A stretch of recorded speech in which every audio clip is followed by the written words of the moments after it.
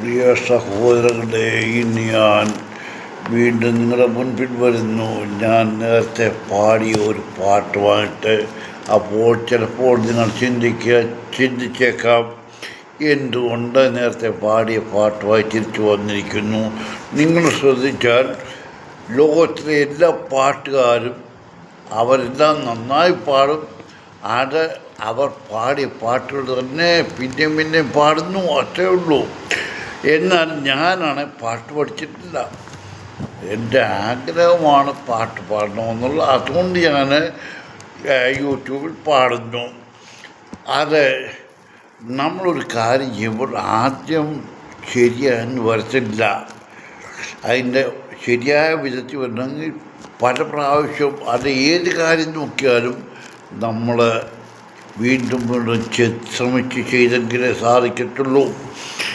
അതുകൊണ്ടാണ് ഈ പാട്ട് ഞാൻ വീണ്ടും പാടുന്നത്. കാരണം നേരത്തെ പാടിയ നല്ലതായിട്ട് ഇന്ന് എനിക്ക് നിങ്ങളെ പാടി കേൾപ്പിക്കാൻ സാധിക്കുമെന്നുള്ള ഒരു ചിന്ത ഉള്ളതുകൊണ്ട്. വികാരനൗകയുമായി ചിരമാലകളാടി ഉലഞ്ഞു, കണ്ണീരുപ്പ് കലർന്നൊരു മണലിൽ വേളി പുടവ വിരിഞ്ഞു. രാക്കിളി പൊന്മകളെ നിൻ പൂവിളി യാത്ര മൊഴിയാണോ, നിൻ മൗനം പിൻവിളിയാണോ.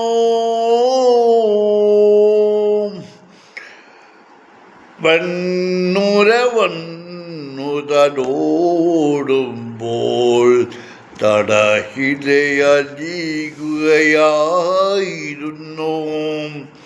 ഭൂമിൽ ചേറിയ ജൻപിലരയൻ ദൂരെ തുഴയെറിയുമ്പോൾ തിരകളും പൂക്കളും മരതകവർണ്ണവും വെറുതെ മറിഞ്ഞീനീ. രാക്കിളി പൊന്മകളെ നിൻ പൂവിളി യാത്ര മൊഴിയാണോ, നിൻ മൗനം പിൻവിളിയാണോ.